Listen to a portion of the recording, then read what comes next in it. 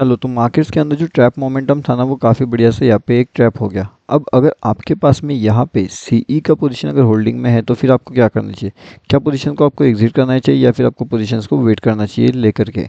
चलिए, उसके बारे में हम यहाँ पे समझने की कोशिश करते हैं। उसके साथ हम ये भी समझने की कोशिश करते हैं कि क्या मार्केट यहाँ पे ट्रैप कर सकता है या फिर मार्केट यहाँ से ऊपर जा सकता है, उसके पीछे का लॉजिक क्या होगा। अब उसके साथ में, अगर ये जो हमारा फ्री वाला टेलीग्राम चैनल है, अगर आपने ज्वाइनिंग नहीं किया तो यहाँ पे आकर के आप ज्वाइन हो सकते हो। ये टोटली फ्री टू जॉइन होता है। एंड यहाँ पे भी आज हमने अपडेट दिया था जिसने 500 प्लस पॉइंट्स का इजी टारगेट हमें जो है वो दे दिया था। तो अगर आप ज्वाइन करना चाहते हो तो यहाँ पे आकर के ज्वाइन कर सकते हो। अभी अगर आप उसके साथ में यहाँ पे देखोगे तो मार्केट के अंदर यहाँ पे क्या चल रहा है, तो ये जो मोमेंट है, जो मार्केट का मोमेंट आप यहाँ पे देख रहे हो, ये मोमेंट किस बेसिस पे चल रहा है, किस बेसिस पे ये मोमेंटम जो है हमारे यहाँ पे काम कर रहा है, इसके पीछे का लॉजिक समझेंगे। अब देखिए, मार्केट यहाँ से कंटिन्यूसली जो है धीरे धीरे धीरे धीरे करते हुए ऊपर गया, लेकिन यहाँ पे ये मोमेंट आप देखिए, यहाँ पे ये जो मोमेंट है, इसके अंदर बहुत से लोगों को ये लगा होगा कि मार्केट यहाँ से अपना पीई साइड का एंट्री दिलाएगा। तो यहाँ पे बहुत लोगों ने पी परचेस किया, यहाँ पे भी लोगों ने पी परचेस किया, यहाँ पे भी लोगों ने पी परचेस किया। लेकिन क्या मार्केट अपना डाउन साइड का डायरेक्शन में आया? तो इसका जवाब है नहीं, मार्केट नीचे नहीं आया। बल्कि मार्केट क्या करता है, मार्केट कंटिन्यूसली ऊपर जाता है। जितने लोग यहाँ पे पी साइड में अपना एंट्री प्लान करते हैं, उन सभी लोगों को मार्केट स्टॉप लॉसेस लेता है। लेकिन अब ये लेता कैसे है स्टॉप लॉसेस, अब ये उनको टारगेट क्यों नहीं देता है, उसके पीछे का लॉजिक क्या है, वो सबसे पहले तो हम यहाँ पे समझने की कोशिश करते हैं कि ऐसा होता क्यों है मार्केट्स में।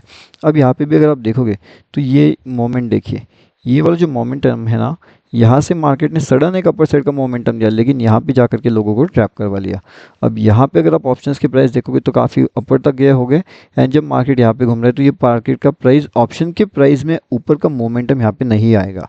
अब उसको वो क्यों नहीं आएगा, आई होप आपको लॉजिक पता होगा। अगर नहीं पता है तो प्रीवियस वाले वीडियोज़ आप जाकर के डेफिनेटली चेक करिए, आपको उसका लॉजिक समझ में आ जाएगा।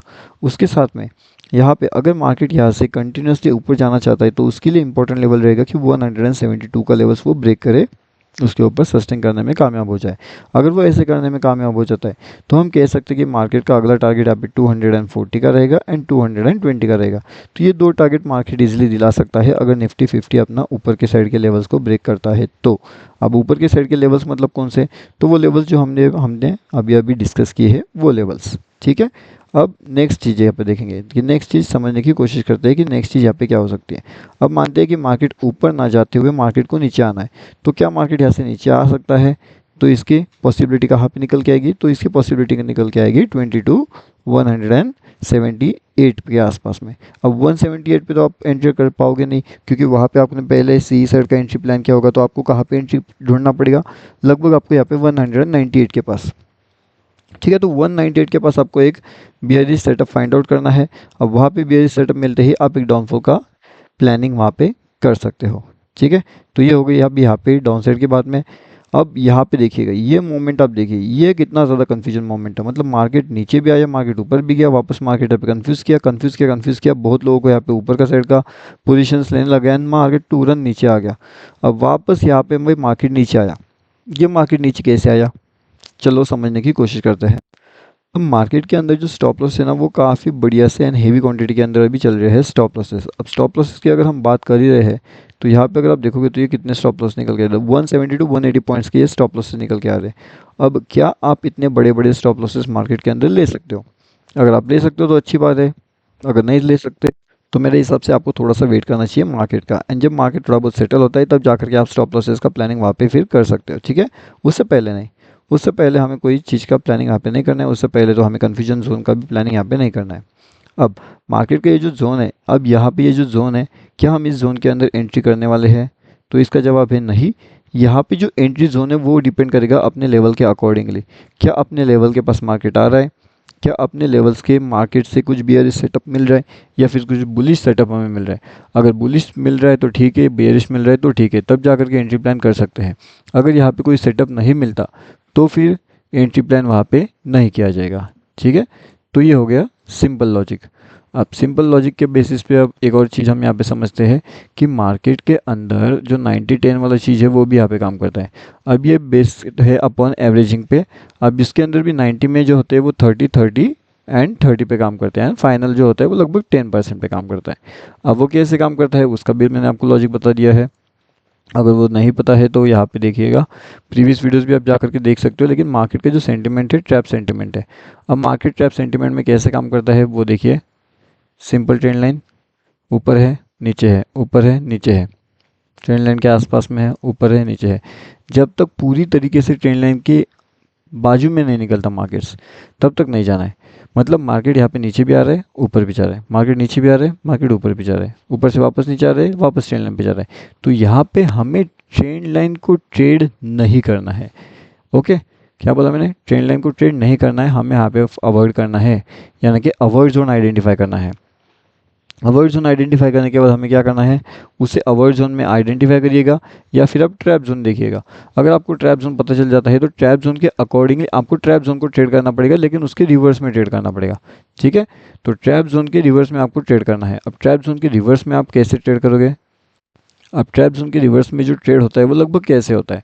अगर आपको यहाँ पे लगता है कि मार्केट यहाँ पे ट्रैप कर सकता है लोगों को, मार्केट ऐसे नीचे नहीं जाएगा, तो आप लोगों को क्या करना है, यहाँ पे अपना सी परचेसिंग करना है। ये मतलब कि मार्केट के ट्रेंड के अपोजिट डायरेक्शन में ट्रेड लेना। अब अगर आपने सही डायरेक्शन में उसे एंट्री प्लान किया तो आपको प्रॉफिट। लेकिन अगर आपने यहाँ पे ये सोच करके एंट्री किया कि मार्केट ऐसे नीचे जाएगा, उस डायरेक्शन में ही प्लान कर लिया, तो फिर आपका लॉस। आई होप सिंपल है लॉजिक।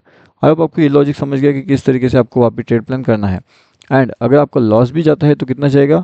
रिस्क मैनेजमेंट के हिसाब से। अब रिस्क मैनेजमेंट कैसे करना है? 3 ट्रेड फाइंड आउट करना है या फिर मल्टीपल ट्रेड आपको आइडेंटिफाई करना है विद मल्टीपल रिस्क मैनेजमेंट के एसएल के साथ में।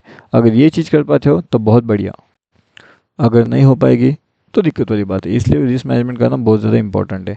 अब देखिए, जैसे मैंने आपको भी थोड़े टाइम पहले बताया था, एक अवॉइड जोन सेटअप होता है। ठीक है, तो अवॉइड जोन सेटअप के हिसाब से हमारे लिए एक बड़ा टाइम फ्रेम पे बड़े से लेवल्स कौन से रहेंगे जो बड़े टारगेट दिला सकते हैं। तो बड़े लेवल्स के साथ में बड़े टारगेट्स के लिए अगर हम आइडेंटिफाई किए या फिर यहाँ पे बात करने की कोशिश करें, तो वो मेरे हिसाब से तो लगभग यहाँ पे होना चाहिए 20 to 250। ठीक है, अब अपना टारगेट ही काफ़ी बड़ा है तो उसके हिसाब से स्टॉप लॉस भी अपने को बड़ा लेना पड़ेगा। ठीक है, लगभग 100 से 130 पॉइंट से भी थोड़ा सा आसपास उसके टारगेट रहेगा। तो अगर इतना बड़ा टारगेट हम लेने की कोशिश करेंगे तो कहीं ना कहीं जो स्टॉप लॉसेस होते हैं उन्हें भी हमें मैनेज करके चलना पड़ेगा। ज़्यादा नहीं लेना है, कम लेना है, बड़ा टारगेट लेना है या फिर बड़ा स्टॉप लॉस लेना है या फिर बड़े टारगेट लेना है, वो सब डिपेंड करेगा कि आपकी रिस्क मैनेजमेंट आपको क्या कहलाती है एंड उसके हिसाब से। अब अगर मार्केट को यहाँ से नीचे की ओर जाना है तो मार्केट को एग्जिट कहाँ पे लेना चाहिए, मार्केट को एंट्री कहाँ पे लेना चाहिए, वो भी आपको समझ में आना चाहिए। अगर ये सब चीज़ें आप नहीं समझ पा रहे हो या फिर अगर आपको एनालिसिस नहीं समझ में आ रहा है तो थोड़ा थोड़ा टाइम आपको वीडियोस देखना पड़ेगा, उससे समझना पड़ेगा कि एनालिसिस यहाँ पे किस तरीके से किया जाता है। उसके बाद में वहाँ पे कौन सा लॉजिक अप्लाई किया गया है, trap logic, trade logic, avoid logic, जो भी लॉजिक्स वहाँ पे अप्लाई किए जाएंगे वो आपको समझना पड़ेगा। जब तक समझोगे नहीं तब तक ना तो फिर बैंक निफ्टी हो या फिर निफ्टी हो, किस में भी ट्रेड नहीं कर पाओगे। अगर एक बार समझ गए तो काफ़ी बढ़िया। एंड अगर फ्री टेलीग्राम चैनल ज्वाइनिंग नहीं करना चाहते हो तो ये फ्री टेलीग्राम चैनल का लिंक है bank Nifty option trade video के डिस्क्रिप्शन में। टेलीग्राम पे जाकर के भी अगर सर्च करते हो बैंक निफ्टी ऑप्शन ट्रेड तो आसानी से उसके अंदर आप ज्वाइन हो सकते हो।